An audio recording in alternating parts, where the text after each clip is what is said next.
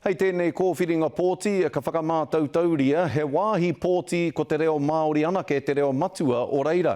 Ko ia tēnei ko tētahi o ngā whāinga a te kōmihana pōti o te motu kia kaha ake tā te iwi Māori tuku pōti. Tuia ki tēnā, he maha ake ngā wāhi pōti ka whakatūria ki ngā marae o te motu i tēnei tau. Anei rā te pūrongo a Irena Smith. Kia ora.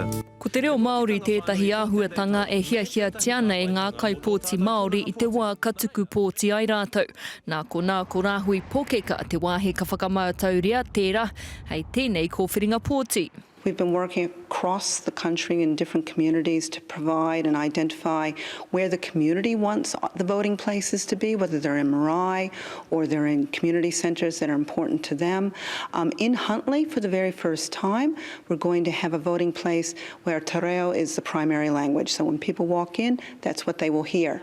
E ai ki ngā hapori Māori ko te wāhi e tuku ai tō rātou pōti tētahi atu take nui e pōti ai rātou kaore rānei.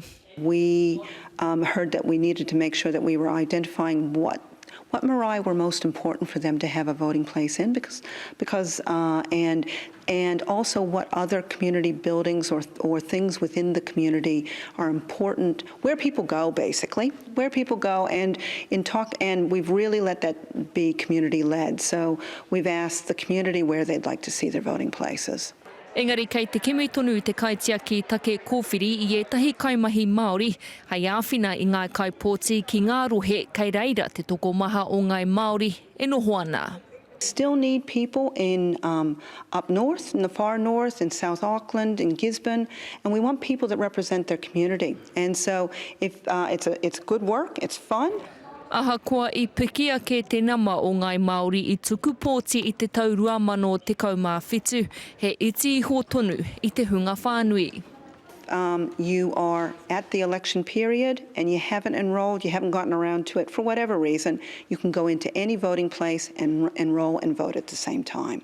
Ka tūwhera te wā pōti moata a te tuarima o Hepetema. Irena Smith, Te Karere.